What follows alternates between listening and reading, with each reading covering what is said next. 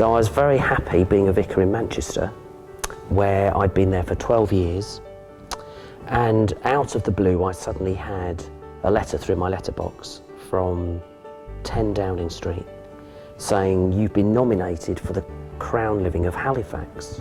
Now, I'd never ever been to Halifax, ever in my life. I will never forget driving from Ainley Top through onto Ellen Bypass, and as you come through onto the bypass and the view opens up, it literally took my breath away. And as I say, the rest is history. So I moved here with a very young family where we have come to live and to work and leisure and to make our home here. And I've been very happy here for 15 years, having fallen in love with Calderdale.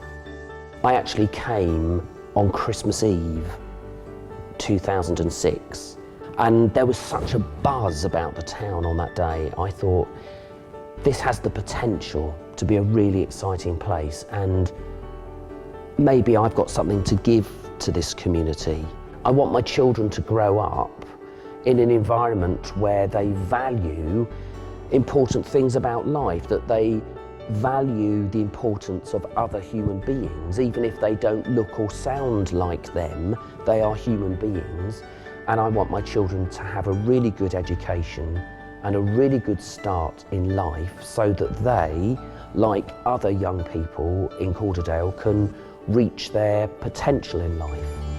Hi, my name is Svetlana. I arrived in Calderdale 8 or 9 months ago.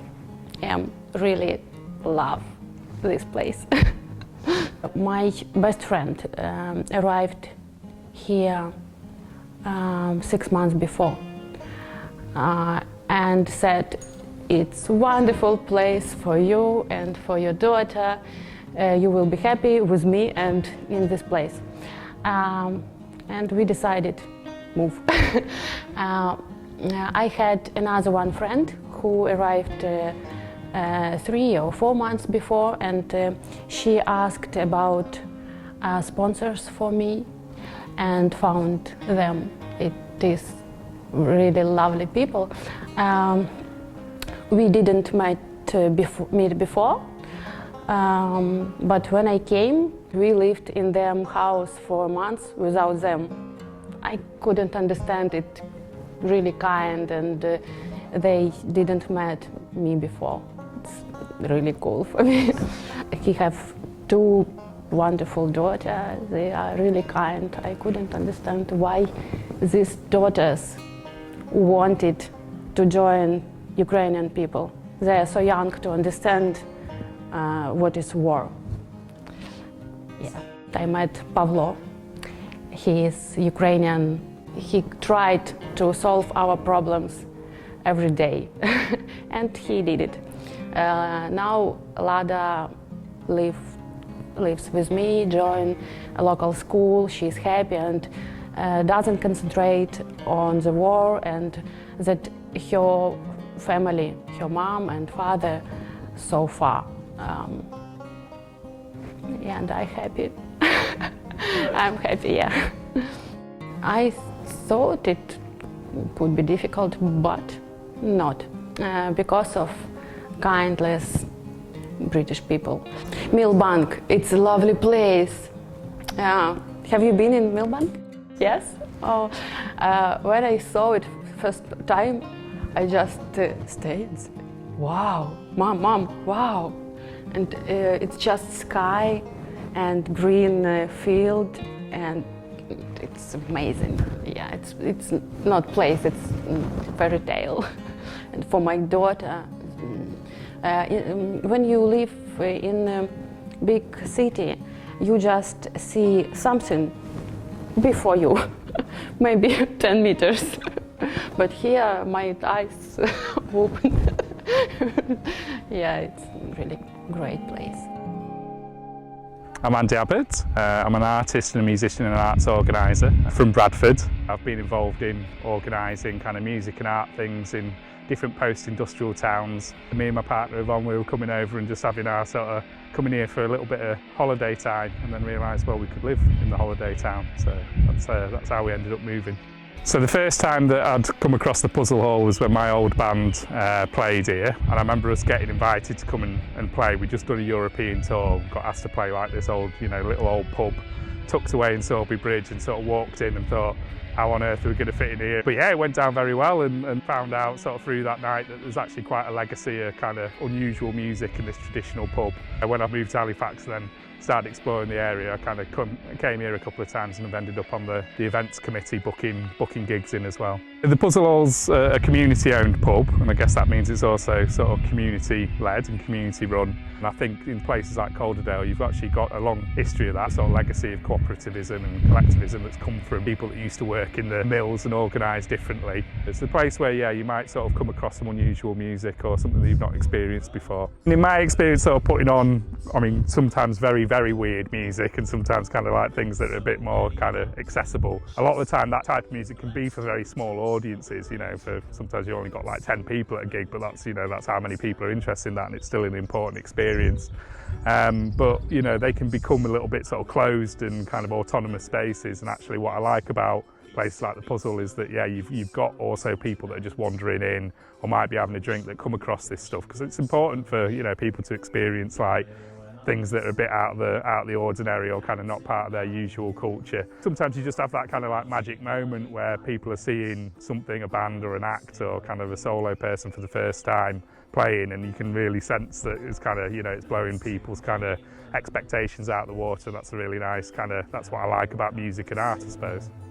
In 2018, we only had Florence, and we'd had lots of good maternity leave and lots of good family time, but when we heard about the Vision babies and I knew I was expecting, it seemed like a good thing to get involved in, because I thought it would connect me with other parents in the borough and give me ideas of things to do and what was going on. It's been good because it's put us in touch with other parents. We've used the app to give us ideas of things to do, and particularly during the pandemic it was really useful. On the days where it was a difficult day, you could look on the app, you could look for support, you could look for hints and tips, whether it was about what to feed them or sleep or exercise. There was just useful information. It makes you feel like you're part of something, and it reminds you that you're all in it together and that you're all doing the same thing together. And everyone's parenting journey is different, but you are all linked up by where you live. What's great about being a family in Calderdale is that there's always something to do. Come rain or shine, there are activities, whether you want to be indoors or outdoors, you can get fresh air, there's classes, there's groups, there's just lots going on, and there's always something new. I love where I live because my family is close and they have fun things to do. My name's Hannah, I'm the manager of the Fox and Goose. I've worked here, so I started being the manager in 2016. And I worked here previously before it was a cooperative. I've always worked in pubs, since I was 16, waiting on and doing all that sort of thing. And we moved to Hebden Bridge, and we just walked past the Fox and Goose one day, and we were like, that pub's so lovely, it's little and quaint, let's just go in. And then we got in and we were just hooked, and that was it. So to be honest, I've just been here since then, on and off.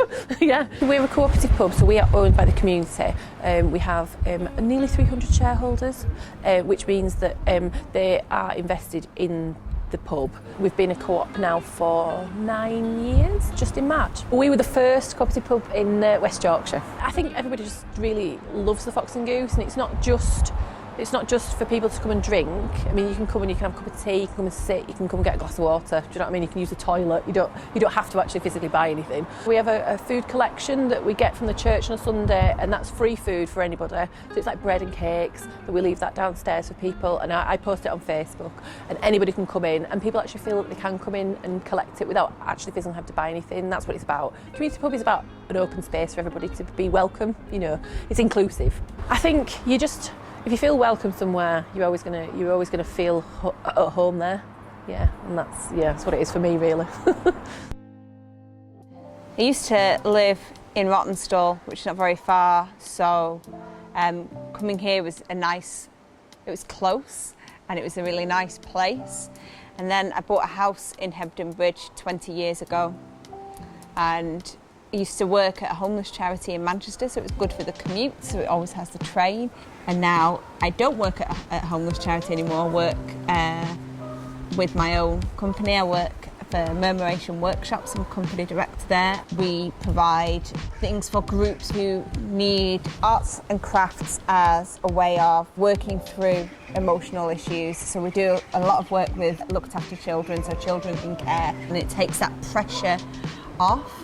And so you can have a really nice group where you'll have the whole session and you're just doing something, and then all of a sudden someone will say, one of the young people will say something that they obviously needed to get off their chest, and then go back to what they're doing, and it gives them like a freedom to be able to do that. When I worked at the homeless charity, I worked as a social worker. I was always really engaged with getting socially engaged artists to come in and do work.